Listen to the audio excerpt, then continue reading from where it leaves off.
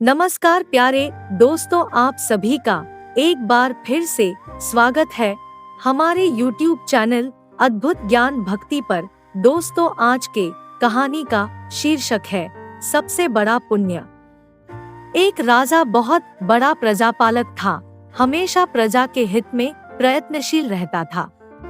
वह इतना कर्मठ था कि अपना सुख, ऐशो आराम सब छोड़कर सारा समय जन कल्याण में ही लगा देता था। यहाँ तक कि जो मोक्ष का साधन है अर्थात भगवत भजन, उसके लिए भी वह समय नहीं निकाल पाता था। एक सुबह राजा वन की तरफ भ्रमण करने के लिए जा रहा था कि उसे एक देव के दर्शन हुए। राजा ने देव को प्रणाम करते हुए उनका अभिनंदन किया और देव के हाथों में एक लंबी चौड़ी पुस्तक देखकर उनसे पूछा, महाराज, आपके हाथ में यह क्या है? देव बोले, राजन, यह हमारा बही खाता है जिसमें सभी भजन करने वालों के नाम है। राजा ने निराशायुक्त भाव से कहा, कृपया देखिए तो इस किताब में कहीं मेरा नाम भी है या नहीं? देव महाराज किताब का एक एक पृष्ठ उलटने लगे, परंतु राजा का नाम कहीं भी नजर नहीं आया। राजा ने देव को चिंतित देखकर कहा, महाराज, आप चिंतित ना हो, आपके ढूंढने में कोई भी कमी नहीं है।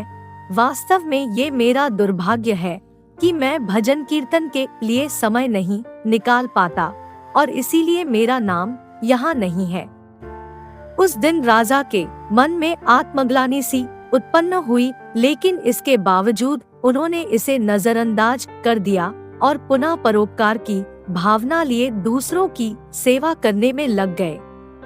कुछ दिन बाद राजा फिर सुबह वन की तरफ टहलने के लिए निकले तो उन्हें वही देव महाराज के दर्शन हुए। इस बार भी उनके हाथ में एक पुस्तक थी। इस पुस्तक के रंग और आकार में बहुत भेद था और यह पहली वाली से काफी छोटी भी थी। राजा ने फिर उन्हें प्रणाम करते हुए पूछा, महाराज, आज कौन सा बही खाता आपने हाथों में लिया हुआ है? देव ने कहा, राजन, आज के बही खाते में उन लोगों का नाम लिखा है जो ईश्वर को सबसे अधिक प्रिय है। राजा ने कहा, कितने भाग्यशाली होंगे वे लोग। निश्चित ही वे दिन रात भगवत भजन में लीन रहते होंगे। क्या इस पुस्तक में कोई मेरे राज्य का भी नागरिक है? देव महाराज ने बही खाता खोला और ये क्या, पहले पन्ने पर पहला नाम राजा का ही था। राजा ने आश्चर्यचकित होकर पूछा, महाराज, मेरा नाम इसमें कैसे लिखा हुआ है? मैं तो मंदिर भी कभी कभार ही जाता हूँ। देव ने कहा, राजन, इसमें आश्चर्य की क्या बात है? जो लोग निष्काम होकर संसार की सेवा करते हैं, जो लोग संसार के उपकार में अपना जीवन अर्पण करते हैं, जो लोग मुक्ति का लोभ भी त्याग कर प्रभु के निर्बल संतानों की सेवा सहायता में अपना योगदान देते हैं, उन त्यागी महापुरुषों का भजन स्वयं ईश्वर करता है। ऐ राजन, तू मत पछता कि तू पूजा पाठ नहीं करता, लोगों की सेवा कर, तू असल में भगवान की ही पूजा करता है। परोपकार और निःस्वार्थ लोक सेवा किसी भी उपासना से बढ़कर है। देव ने वेदों का उदाहरण देते हुए कहा, कुर्वन्नेवः कर्माणि जिजीविषेच्छनं समाः एवान्त्वाप नान्यतो अस्ति व कर्म लिप्यते नरे। अर्थात कर्म करते हुए 100 वर्ष जीने की इच्छा करो तो कर्म बंधन में लिप्त हो जाओगे। राजन, भगवान दीनदयालु हैं, उन्हें खुशामद नहीं भाती बल्कि आचरण भाता है।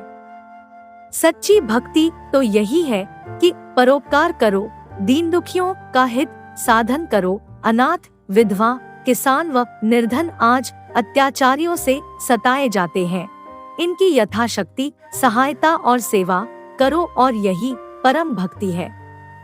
राजा को आज देव के माध्यम से बहुत बड़ा ज्ञान मिल चुका था और अब राजा भी समझ गया कि परोपकार से बड़ा कुछ भी नहीं और जो परोपकार करते हैं वही भगवान के सबसे प्रिय होते हैं। मित्रों, जो व्यक्ति निःस्वार्थ भाव से लोगों की सेवा करने के लिए आगे आते हैं, परमात्मा हर समय उनके कल्याण के लिए यत्न करता है। हमारे पूर्वजों ने कहा भी है, परोपकाराय पुण्याय भवति, अर्थात दूसरों के लिए जीना, दूसरों की सेवा को ही पूजा समझकर कर्म करना, परोपकार के लिए अपने जीवन को सार्थक बनाना ही सबसे बड़ा पुण्य है।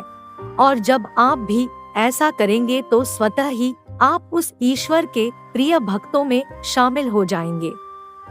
नमस्कार प्यारे दोस्तों, आप सभी को यह कहानी कैसी लगी मुझे कमेंट में जरूर बताएं और इस चैनल को जरूर सब्सक्राइब कीजिए।